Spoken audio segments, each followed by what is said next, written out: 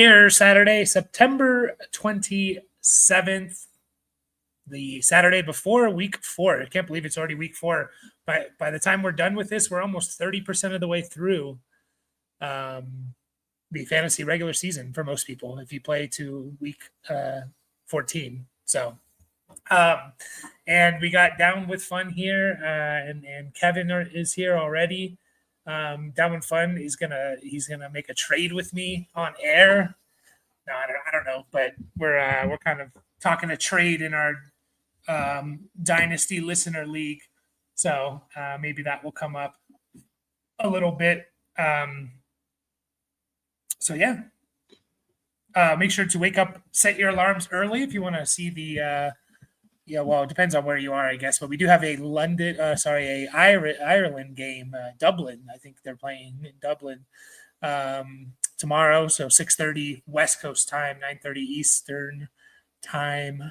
So make sure to remember that. We got 2 Monday night games as well. Again, this time they're not so separated. They're only an hour apart. So yeah, hopefully you have a couple TVs or something. Kevin's saying rebuild a trade. What do you mean by that? Like,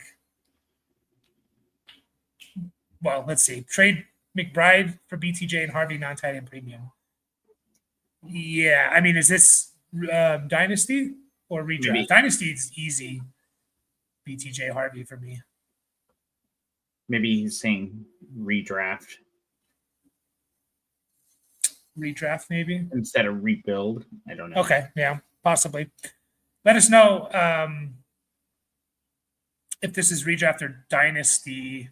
But okay, it is Dynasty. I would do that. In a non-tight end premium, I would want the BTJ Harvey side. So I don't know where you're at there.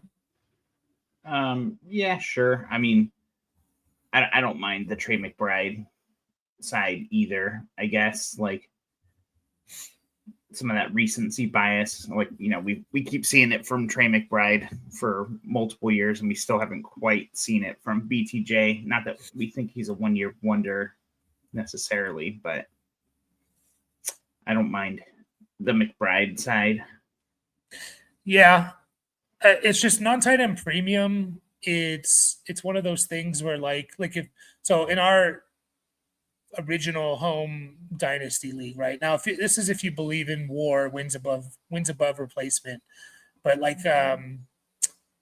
generally the top tight end is like equivalent to a low end tight end 1 roughly, right? And that's assuming that tight end is like putting up like Kittle numbers, Kelsey numbers even.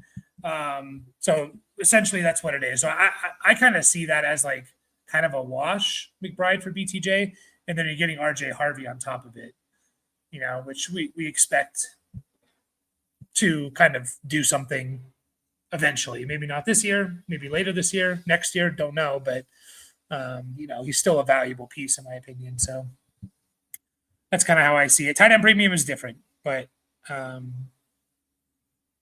non-tight end premium, I'm making that trade each and every day of the week. What's up, Pokey Varsity? I'm in a bit of a hassle. Sutton or Ladd at flex. I was thinking Dobbins, since this is a perfect matchup. What do y'all think? Puka is wide receiver 1. Yeah, Puka is an obvious start there. So are you deciding between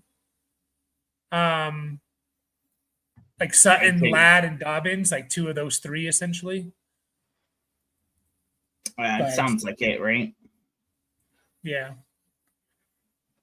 This is PPR, Pokey? I assume it's PPR. I'd probably go Sutton. Sutton. It's really a toss-up between Ladd and Dobbins,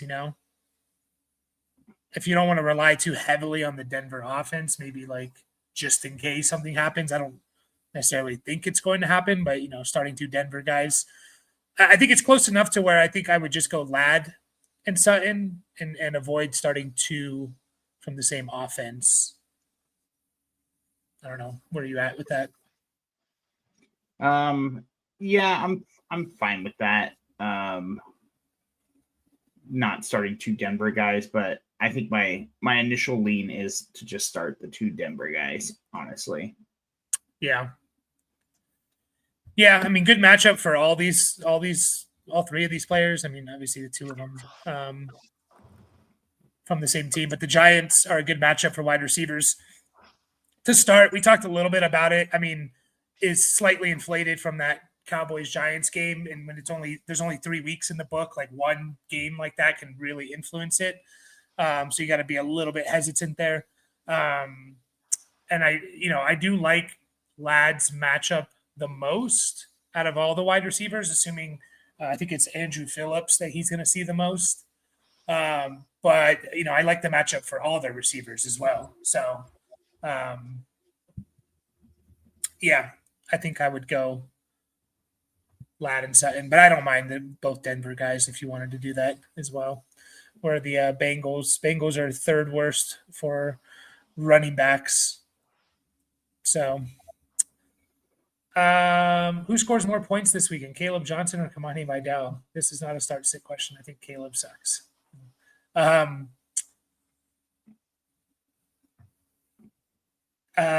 Is Jalen Warren going to miss time? Is he going to miss this game? I know he was on the injury report. It says he's expected to play. That was as of yesterday. I might go Kamani Vidal then. I don't know if Caleb's going to get in there. Well, he's actually had a snap in the first two games, and a carry. Well, yeah, Vidal's been on the practice squad, and we assume they're going to bring him up. I think he's still on the practice squad, but we think they're going to bring him up with the Najee injury as their third running back. So I'm going to go Caleb.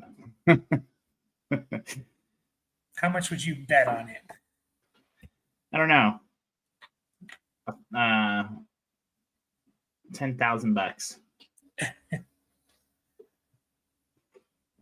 Wait, Vidal has more fantasy points than Caleb this season? Really? I thought he's been on the practice squad the whole time. Yeah, I don't even see him with anything. 0% snaps in his first 3 games. Does Caleb have negative? Oh, Caleb has negative. Oh. He's 0.1. Negative 0.1. That's funny. Yeah, what's funny is not that I hated Caleb Johnson. I'm not even saying I'm out on him and stuff, but I was definitely lower on him than some of the other guys. But yeah. Is this a get right game for Ladd? I don't know. I don't think I don't know if you can. He hasn't boomed yet. I don't know if he is really going to boom that often. I don't think we're going to get a lot of what we had last year from Ladd. I think we're going to get this solid top 36, maybe top 30 wide receiver, but I don't know if we're going to get we'll definitely have a big game from him, but I kind of when I'm starting Ladd, this is what I'm expecting, to him to get 5 to 7 catches and at least 60-ish yards or so. That's what I'm kind of hoping for. And then the occasional touchdown, the occasional big game where he, breaks a big one or something. But I don't really see, the Chargers offense is playing well. Herbert's playing well, and it's working. It's working that they have 3 receivers to throw to. And I still, they still haven't even gotten the run game going really. So I don't know. We were always a little bit hesitant in drafting Ladd where he was going. He was kind of going that 2-3 turn. We were it feels a little bit more like a mid to late third rather than a late second, early third. I don't think he was late second, but yeah, that 2-3 turn. And he was kind of the beginning of the next tier of wide receivers, right? And then I think we really liked a lot of the running backs at that point. Chase Brown, good move. No, but Kyron right in there too. Kyron, Tyreek was in there. Maybe McBride was in there. Yeah. there was a lot of guys we liked more than him, including Chase Brown, which, like you said, yeah. Lad is super solid, but I think people got a little over their skis. Yeah, I kind of agree. Like, I was talking about it all off season. It's like he feels like a sell high, just feels like a sell high, like wide receiver. Like last year for them, he was kind of all they had, really. Like Lad, like Quentin Johnston had his moments, but he wasn't, consistent like he is now. Herbert wasn't playing as well, as he is this year, maybe because of injury, offensive line and stuff. Like it was kind of like Lad, and that was it. And then the other guys were just like getting the, catching passes, because someone else has to catch passes. It wasn't anyone like demanding anything. Josh Palmer, Will Dissly. I mean, freaking Will Dissly almost had 500 yards. Like, you don't want your offense to have Will Dissly, with 500 yards. So now you get Keenan Allen, who's, in my opinion, a Hall of Famer. This is I miss Dad on these conversations because we always used to just talk about Hall of Famers. 7 more catches for Keenan Allen, and he has 1,000 catches in his career. So I think there's only like 10 or 15 guys that have 1,000 catches in the history of the NFL. So, and then Quentin Johnston's taking a step up. So, Abreu, full PPR flex. All right, we got a lot of names here. I think so. We got Worthy, Kamara, Pollard, Henderson, Ferguson. I don't know what that last one is. No, it's just thanks. Oh, thanks. the T being on the different line really threw me off. At least I'm looking at it in the comment on the StreamYard, not on the. Yeah, I should look at it on the screen. I'm going to eliminate Worthy because you have good options, I think. Eliminate Henderson too. Yeah, probably. Part of me thinks that this could be the breakout game for Henderson, but I think because you have 2 good options there in Kamara and Pollard, at least guys that you kind of know they're going to get a lot of work. That I don't know if you could justify starting Henderson unless you just feel a little ballsy or something. So I'd probably go Kamara in PPR. He hasn't had huge. He's had one big game in catching the ball, but who are the Saints playing again? Houston. I don't remember. Sorry. Oh no, that's like I thought they Buffalo. Were playing, They're playing Buffalo. Oh yeah, that's right. I knew it was someone good. I don't know. I'm kind of leaning Ferguson with Lamb out. Crazy target share. Dak looks for him in the end zone or in the red zone, I guess. What was his numbers last week? Because CD missed most of that game, right? Yeah. Let's see. 14 targets, 13 catches, 82 yards. Jesus, 14 targets. 12 targets in week 2, 9 catches for 78. I don't mind it. Because I know everyone's expecting Pickens to be the guy, but Pickens has never been a huge volume guy. There's a good chance not a lot changes for Pickens, as crazy as that is. I think he'll get a bump a little bit, but he could also just be this 7 target or 7, 8, 9 target, 5, 6 catch guy, and you hope he turns that into a touchdown or a big explosive play type of thing. I don't know if he's going to be a double-digit target guy consistently, so it could go to Ferguson. Yeah, I don't hate it. Who would you choose between Kamara and Pollard? Probably Kamara. Okay, so it's basically Kamara versus Ferguson. Now he also has Tyler Warren, so his tight end decision is Ferguson versus Warren. So who would you start there, and then we'll figure out. And then we'll go from there. I'm starting Ferguson. And then so Warren versus Kamara. Yeah, I'll go. The same team. Yeah, I'm going Kamara. Okay, so we think we should. I don't mind that. I don't mind starting both tight ends either. I mean, Warren's been pretty good this year. 21 targets, and he's getting seven targets a game, almost 5 catches a game. He's basically giving you 5 for 65 a game, and he doesn't have a touchdown yet. So they're playing the Rams, which could be that could be a really good game. Could be a little bit of a shootout potentially. Like there's kind of some shootout potential there, I think. So I probably would go Ferguson Kamara as well, but I don't mind if you wanted to go double tight end there.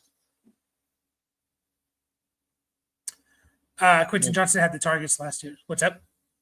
I was just looking up what's Jake Ferguson's receiving lines and stuff. Yeah, check that out. Yeah, go ahead. Quentin Johnson had the targets last year. Yeah, I mean, he had 90 targets in 15 games. So he's basically, let's see here. Yeah, he missed 2 games. So he's basically getting 6 targets a game, so he's getting a little bit of a bump. He's getting closer to 8 this year.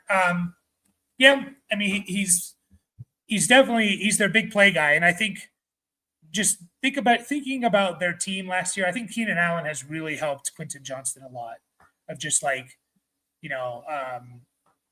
he's just kind of now you got Ladd and Keenan Allen to worry about. Last year, you really only had Ladd. And so, Johnston was being asked to do things that maybe he just couldn't do. And now he's just more of their home run threat, a little bit more than just that, but he's their big play guy when they need a big play. So, yeah, I'm excited to see I'm a little bit hesitant too. We've seen this before. I want to say it was like Nelson Aguilar had a stretch of games like in his 3rd year or something, where it was like, oh, he has arrived type of thing. There was some first round previously kind of a bust wide receiver who had like a stretch of games. And then we were like, oh, he's, this is him. This is what we drafted him for or something. And then obviously it never panned out or something. It might not have been Aguilar. It might have been someone else. So we have seen 3-game stretches of players where it's just like, look how good they are. I mean, Cedric Tillman last year. Right, a little bit different because he wasn't a first-round pick and stuff, but he had like a 3-game. Like it's not uncommon to see 3-game stretches and stuff like that. So, yeah, Aguilar. Yeah, he had a pretty solid 3rd year.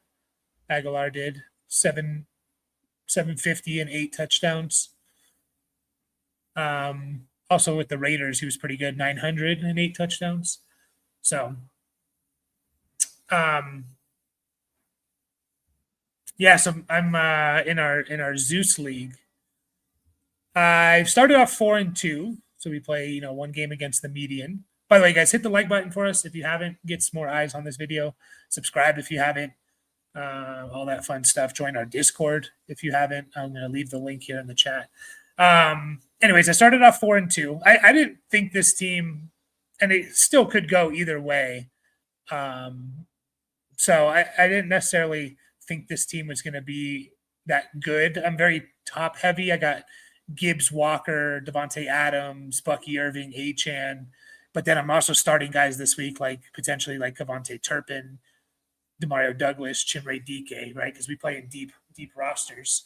And so I'm kind of thinking like, I still don't know how my team is. I'm pretty good at quarterback. I got Fields, Caleb Williams, Michael Penix, Tua Flacco.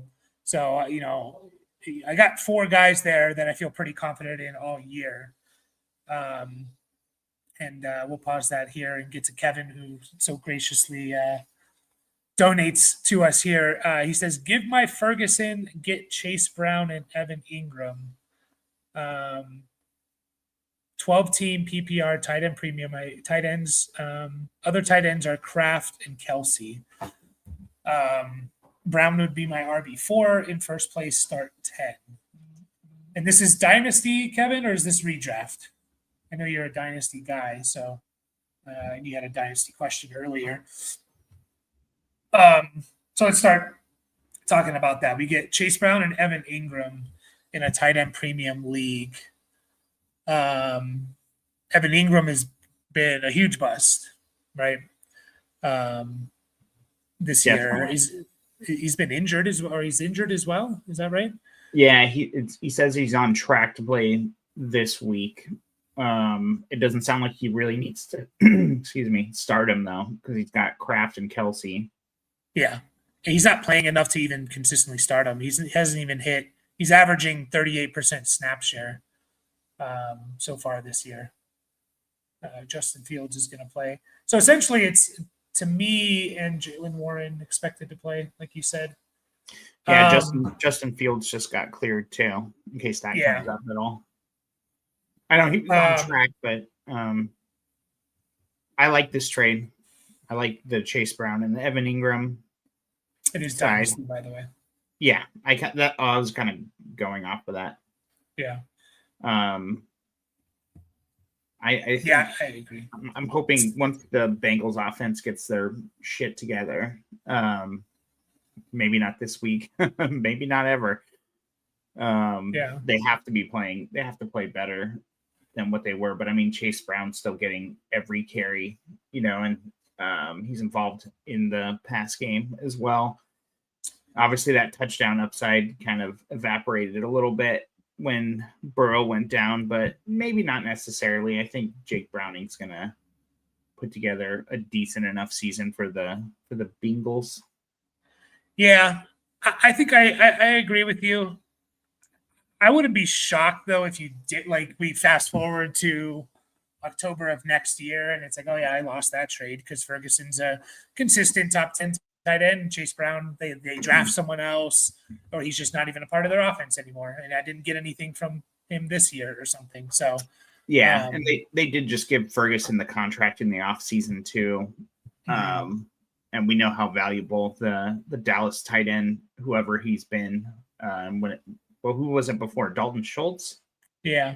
And then Jake Ferguson, he was kind of the next guy up. And we know that it's a valuable start. It's kind of an easy top 12 tight end year in, year out.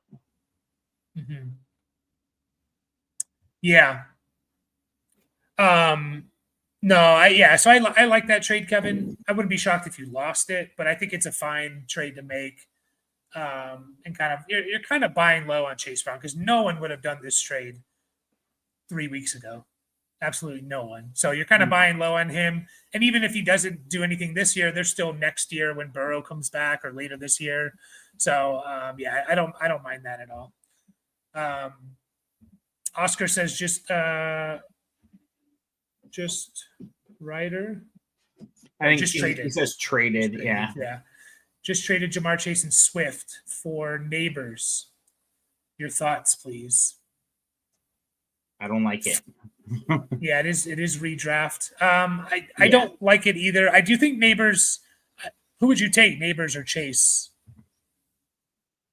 Like rest of the season. I'm still gonna go Chase. Yeah, I might lean Neighbors, but it's pretty close. And then you're giving up Swift, who's been getting a lot of work. He's been a top 24 guy, which is kind of what he's been his entire career. There's really no one threatening him as of now. I know he has some injury stuff, but there's no one threatening him as of now. He's probably going to play 60% of the snaps and get his, 15 touches and 2-3 catches. So, like, he's a startable piece. So I don't love it. I think maybe you slightly got nervous about Chase and the Bengals of what they did last week.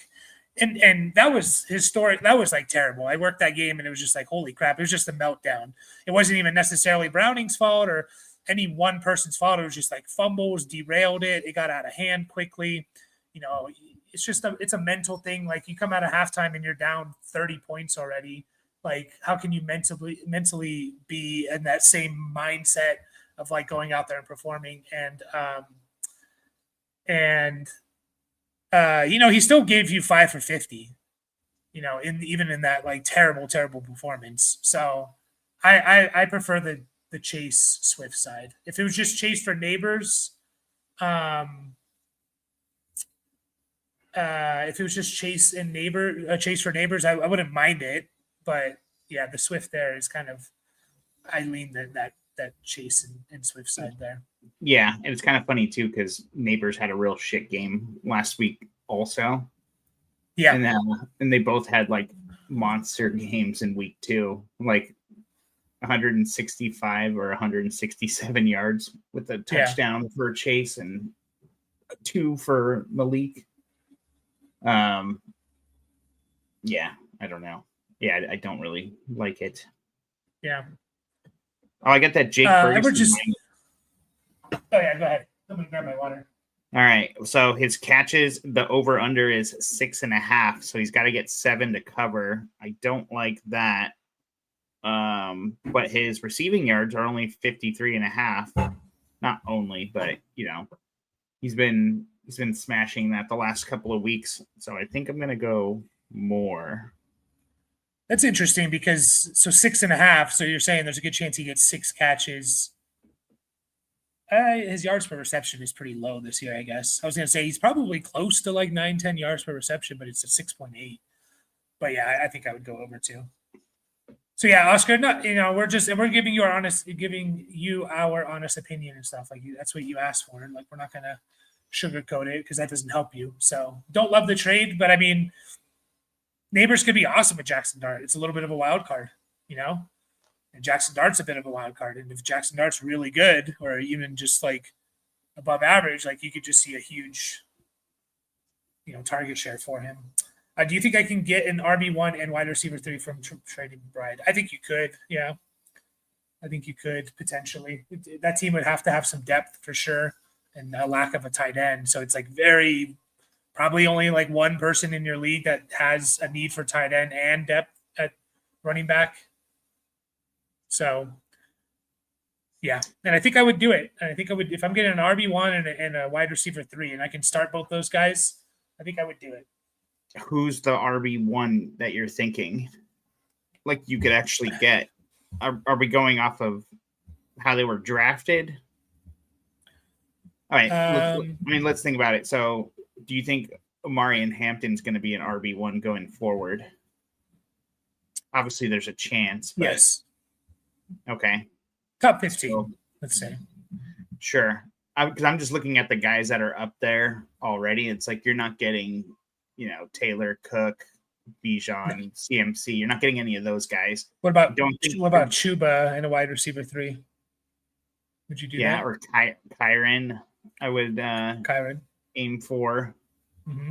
I'm just trying to think who was actually drafted a little bit later. Etienne, Dobbins, Javonte, Montgomery. Well, Henry for sure. If you can do that, if you can get Henry and a wide receiver 3 for McBride, I would absolutely do that. I'm not super worried about Derrick Henry start to the year. I want to say his start to the year this year might have been better than last year, but I'm going to double check that. Anyways, continue. No, yeah. So, what about Josh Jacobs? Oh, yeah. And a wide receiver 3 for sure. Yeah. Who's the wide receiver 3? Wandale? Jacoby? Yeah, Wandale's fine. Jacoby for sure. Yeah. I consider him more a wide receiver 2. I feel like people look at him as a wide receiver 3. I agree. Even though he performs more like a 2. Olave, I think people view him as a wide receiver 2, even though he's more of a 3, at least in his career. Someone like Metcalf. Jacoby Myers is out. He's wide receiver 26. Is Zeus PPR? I think it's half. Okay. So this is half PPR. Jacoby is wide receiver 26. Olave is 34. In full PPR, Jacoby's 22. Yeah, so I don't mind that if you can pull it off. Metcalf. Who's your other tight end? Yeah, who is your other tight end, Mr. Magic? What about for someone like Jameson Williams, who started off the year not great, but we know there's potential there? If you got like Jacobs and Jameson Williams, I think Jacobs and McBride straight up is very close. So like if I'm getting even like a wide receiver 3, even a bench piece flex play during bye weeks or bye week replacement, I think I'm okay with that.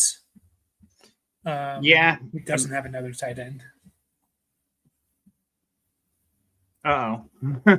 So you're streaming then?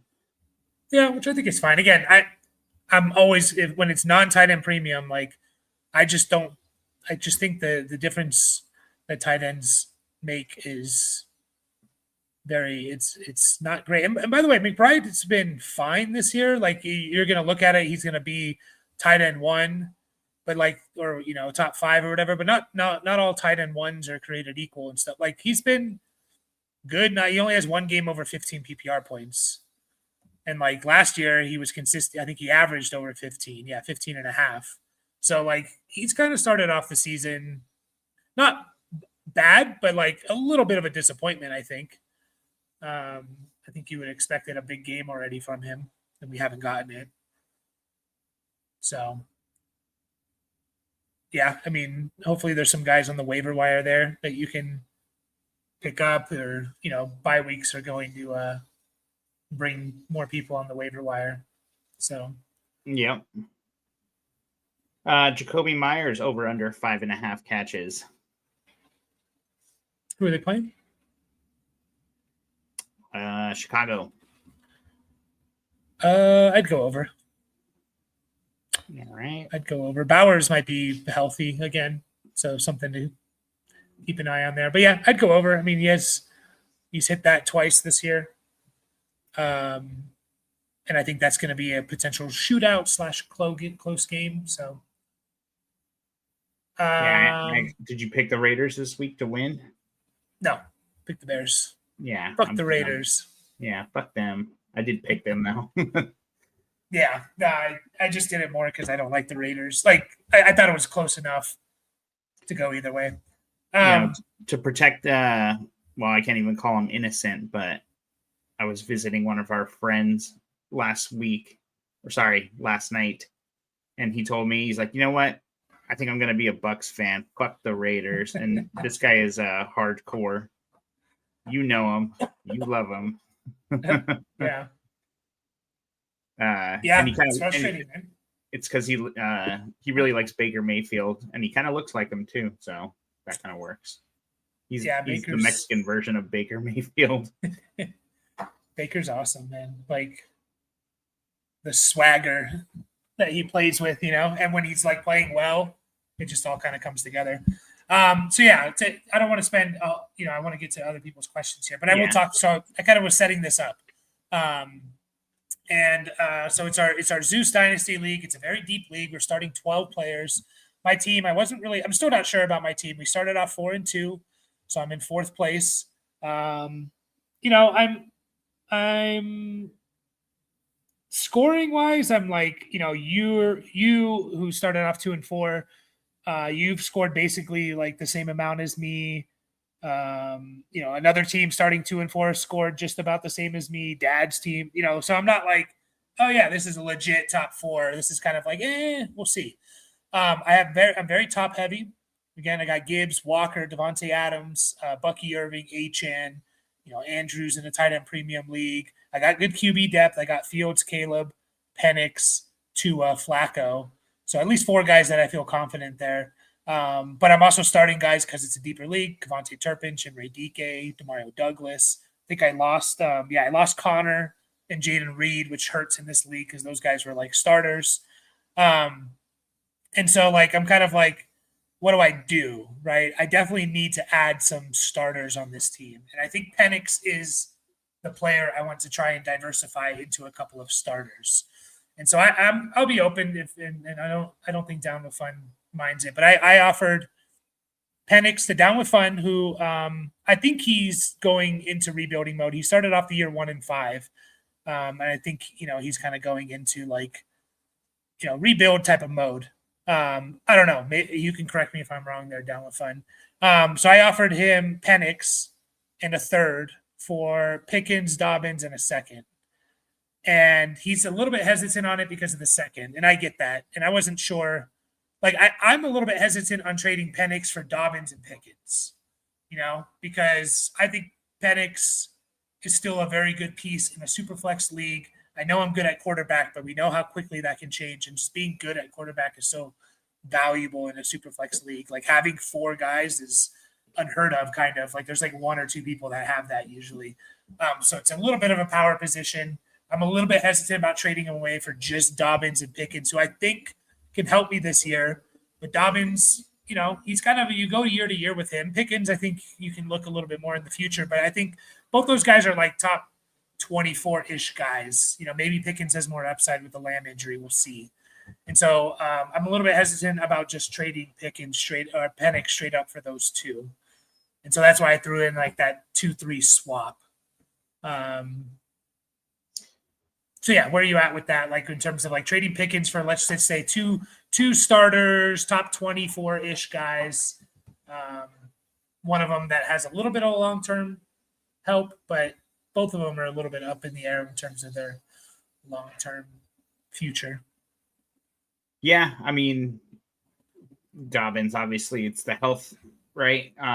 But we know like from last year and the beginning of this year, as long as he's playing, it's good. So I don't mind it necessarily. Like, I don't know. It does seem a little low, I guess. I'm just thinking like in terms of picks, it's like, and I know people like freak out about this, but top 24 receivers like Pickens, like if that's where you're grading him, those guys are worth a first round pick, like a late first. Like I'm assuming late first, like if you're pushing in, right? Like because you're not, if your team sucks, your first obviously is more valuable. And why are you trading your picks anyways? So I think just by the virtue of like valuing guys as picks, they're either young, which he is still, and he just got a contract. Well, I guess they didn't renew his, like he just got traded, right? So he's still on a rookie contract, Pickens. So, or maybe they gave him a bonus or something. I Yeah. can't remember. So let's just say he's worth a first. Dobbins is a second. So I get that trading a young quarterback that people are pretty high on, even though we haven't seen a whole lot this year outside of 1 game for Penix. It's like, yeah, it's probably fair value. And the pick swap might be. I mean, that's looking potentially as a early second, mid to late third. Ideally, a late third if I'm getting Pickens and Dobbins. Yeah, so it could be as much as 20 spots basically. Yeah, moving back. Yeah. Pretty significant, yeah. Yeah, and by the way, you mentioned top 24 guys are worth a first in deeper leagues. I don't know if they are in like a shallow league, but definitely in this format where we start 12 again. I have to start guys like Chimere Dike and I have been, Turpin and stuff like that.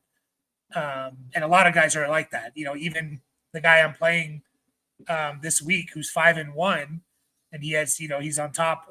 He's in second place. He's starting guys like Chris Rodriguez, which isn't terrible this week, but he has everyone's starting these type of guys. So if you can really round out that roster, it's pretty powerful. And running backs are a little bit better in this league.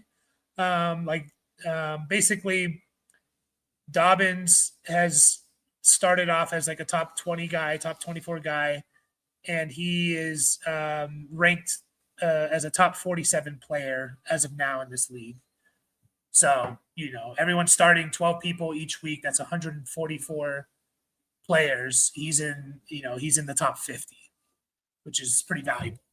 Yeah. Right? Dobbins is actually RB 11 in this league right now. Oh, really?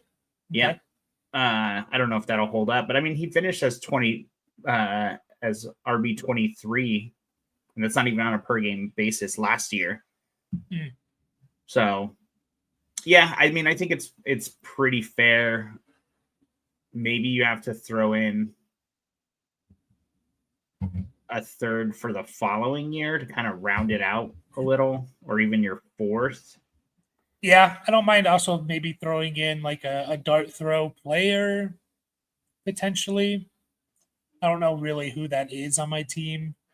I mean, Savion Williams or Arian Smith or something. I wouldn't do like Kyle Williams or Besh quite yet.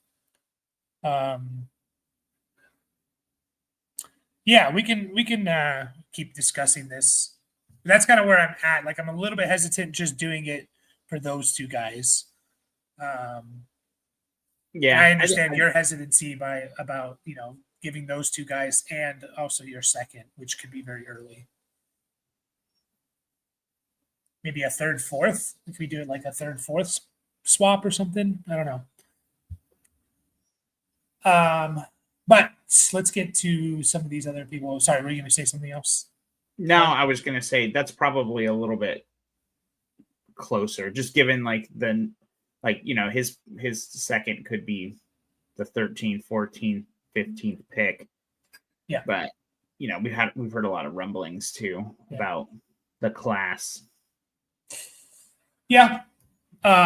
Maybe just like you send a third to me and that's it. Like no pick swap. I think I'd probably be okay with that. Yeah, and down with Flynn, I think you should make this trade before this week starts because I'm playing you. I need some wins. No bias. Yeah, and also we another thing to throw in is we play the rookie draft standings for non-playoff teams are decided by max points for. So it has nothing to do with your win-loss record. You could go 0-28, and you could have the sixth most max points for. It's an anti-tanking thing, essentially. So it's like it just takes up. If you set your perfect lineup each week, how many points would you have scored? And so you kind of need. Yeah. So it's getting points off your team, which Pickens and Dobbins are going to give you points. And that could be the difference between the 101 and the 103. And we know when it comes to trading, you have the 101, you can get a lot in return for that. People will trade. I mean, I got like 3 or 4 rookies in this, in our other league for the 101 or something like that. So, anyways, let's get to these other people. We'll be live for another 15 minutes, guys, before we have to take off. We'll be live again at it tomorrow, an hour before the game. So join us. Make sure to hit the like and subscribe button for us. Mason, halfway across the country, across the world, right? Wait, are they playing? Are they the team that's playing in? Yeah, they are, because they were all excited about McCarthy in Ireland, and he's not even starting. So, Mason halfway across the world, or Kyron at home. Trey Tucker, Romeo Dobbs, Godwin. I think I'm still Kyron over Mason. I think they're very similar players.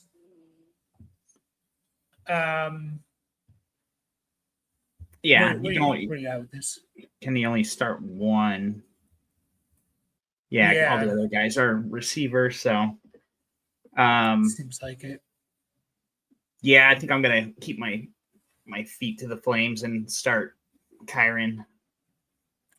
Yeah, they're very similar types of players. They're going to get a lot of touches, probably not a lot of catches. You hope for 2. That's what you hope for. And, it's going to come down to touchdowns for them. And so Kyron has a history of the last 2 years of like he just gets a lot of touchdowns. The offense caters to that, right? And so I think I would trust that a little bit more. But I wouldn't be shocked if Mason was better. Better. Let's see who's the better matchup. Steelers, I think, I was talking about this. Were you there on a live stream where it's like I've been playing fantasy football since 2005. I don't ever remember a year where like you're actually like excited that your fantasy players are playing the Steelers. It's just like I wasn't there for that, but it makes sense because the Steelers defense, like what the hell happened? Yeah, I don't know. Steelers are the better matchup after the first 3 weeks. So that does lean towards Mason a little bit. But you throw in the fact that they are traveling to another country, it gets you out of your rhythm a little bit. So and I think that Rams game could be a bit of a shootout. Whereas I think that Vikings Steelers game could be kind of a gross like 20-17, 17-14 type of game. So I'm gonna go Kyron. I think we're both there. Oh, yeah. Start one running back and one wide receiver. Okay. So then we have Trey Tucker, Romeo Dobbs, Godwin, or Io Manor. Seems like it's Trey Tucker. This is PPR, right? I don't know. Oh, Kyron and Jordan Mason's lines are both 1.5 catches. Who am I hitting the over on? I'm building this ticket. I know, right? You think no one? I would. I don't know if I would throw either one of those. That's like the perfect line. Like I said, you hope for 2. Yeah, I think I would maybe avoid that because I have no idea who to choose. So Tucker, Dobbs. So you think Tucker over Dobbs? I think so. Just given against Dallas. What's that? Packers against the Dallas. Yeah, I mean, obviously, like he's still the dude who's out on the field all the time, but the catches just haven't really been there yet. Like Trey Tucker's been just way better. Yeah. Yeah, I think I'm just gonna ride the hot hand. Yeah. I don't mind that. I was gonna say not starting Godwin in his first game if I can avoid it, even though they're gonna need him, but we just got to see what he looks like first. Ideally, Yeah.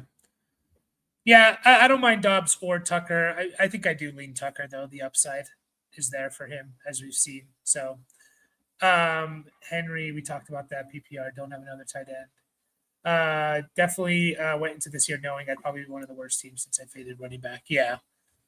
Yeah, and that's what's kind of like carry. That's and again, like playing into this idea of like wins above replacement. Running backs were way more valuable in this league in terms of their scoring. And I think that's what's carrying my team a bit because I am pretty deep at running back with, again, all those guys. So Hunter Henry or Kelsey, I think we're on Hunter Henry. At least I'm on Hunter Henry. What about you? Yeah, I think that's where we're at.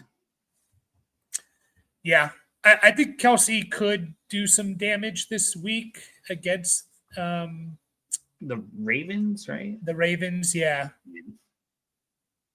But I think Hunter Henry is the answer here. So,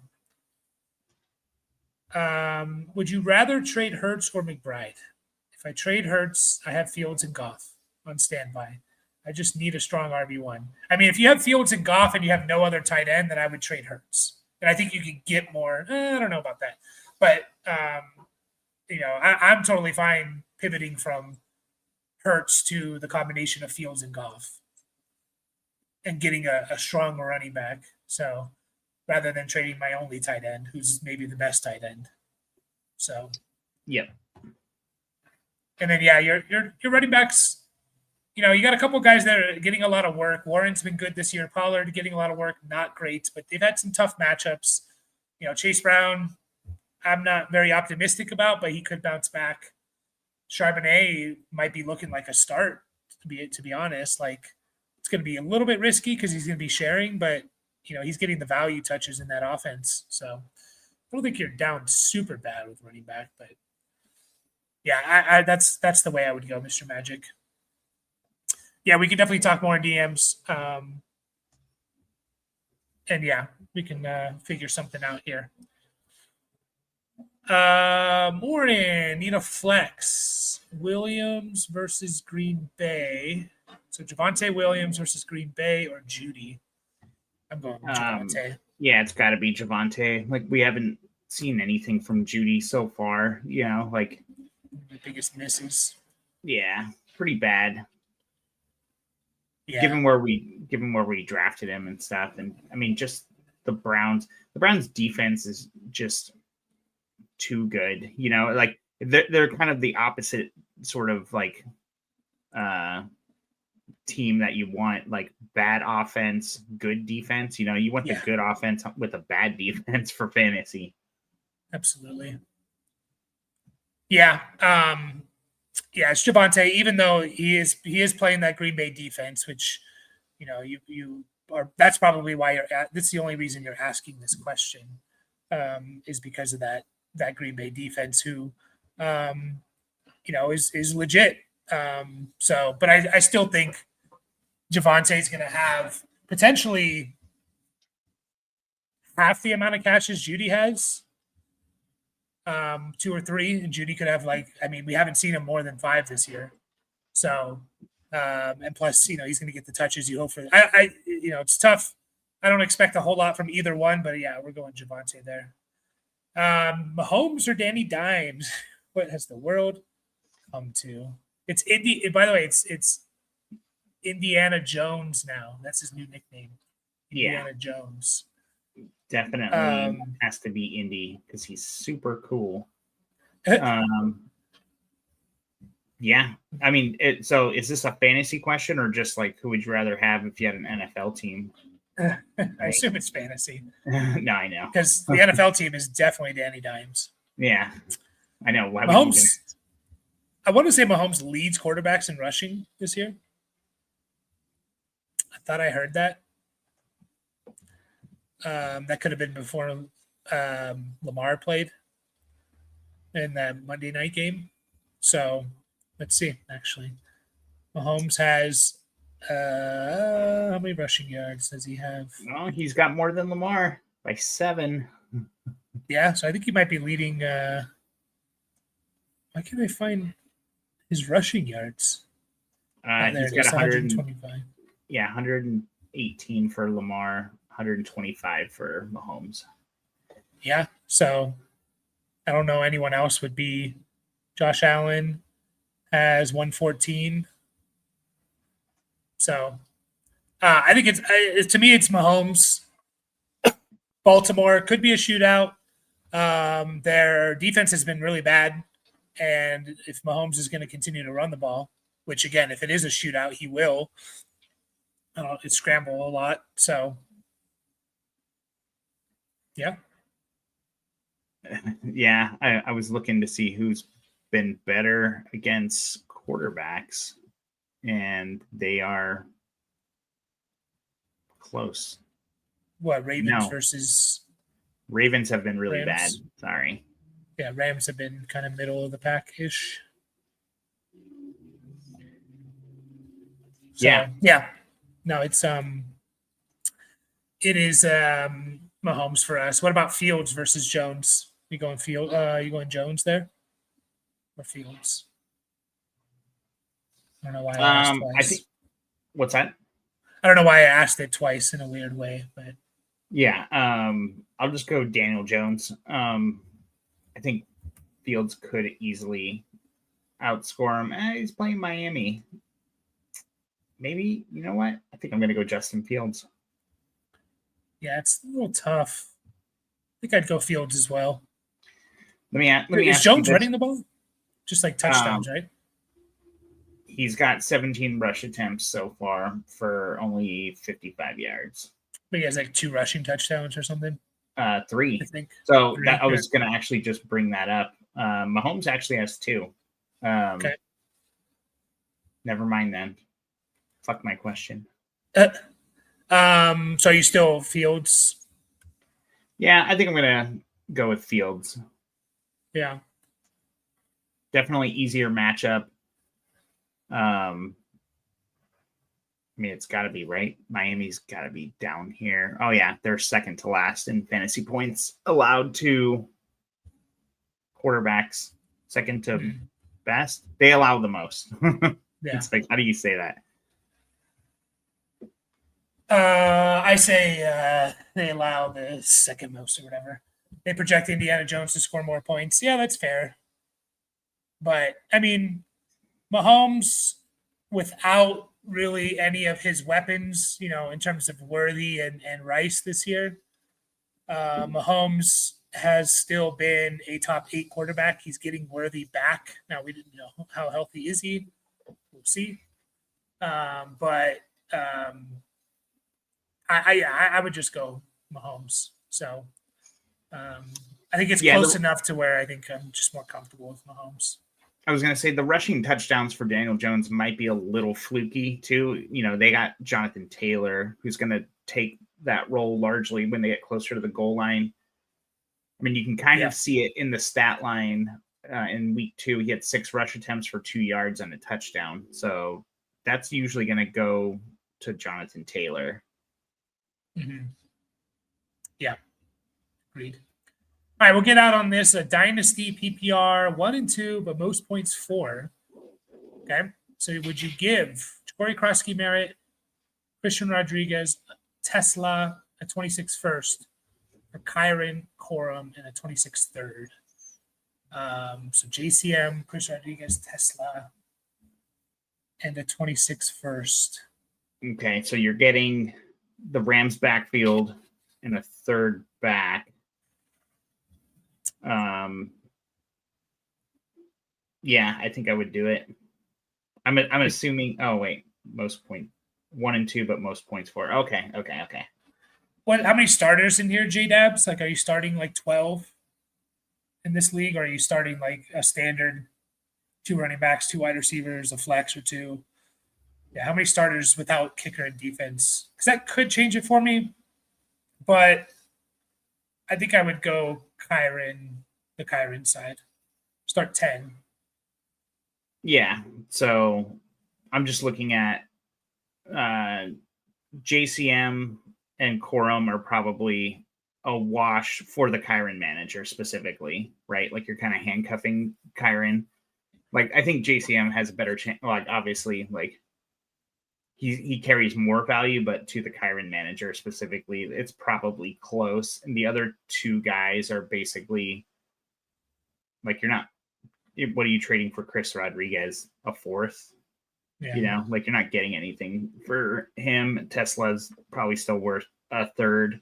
People are a little hyped, but he's obviously buried on the depth chart. I think it's easier to look at it like Corum in the 3rd for Tesla and Rodriguez is kind of a wash, right? Maybe I'd say it's kind of a wash there. Yeah, I guess. And then so JCM and a first for Kyron, and I would do the Kyron side. Yeah. Then you'll have a solid running back room for sure with Judkins, Etienne, Scadaboo, and Kyron.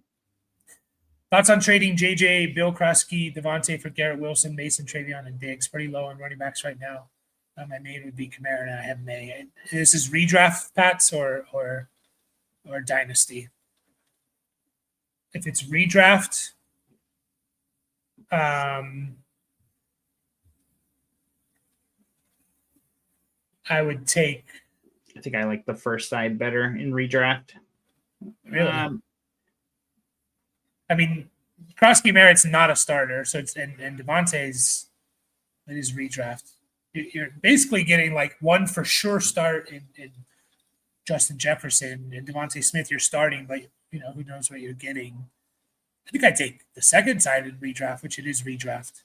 I mean, Garrett Wilson's been like a top 12 guy. Jordan Mason, we're expecting to be what, top 20, top 15. Travion, we're hoping breaks out. Diggs is probably a bye week replacement at best. So to me, you're kind of getting like 3 guys that you expect to be in your lineup here soon by week 6 or 7. Yeah, and I guess if Jordan Mason continues to play well while Jones is out, he could be the 1A in that backfield pretty handedly. And Justin Jefferson hasn't been good this year. It's because you talked shit about him in the offseason and he heard it. I called it.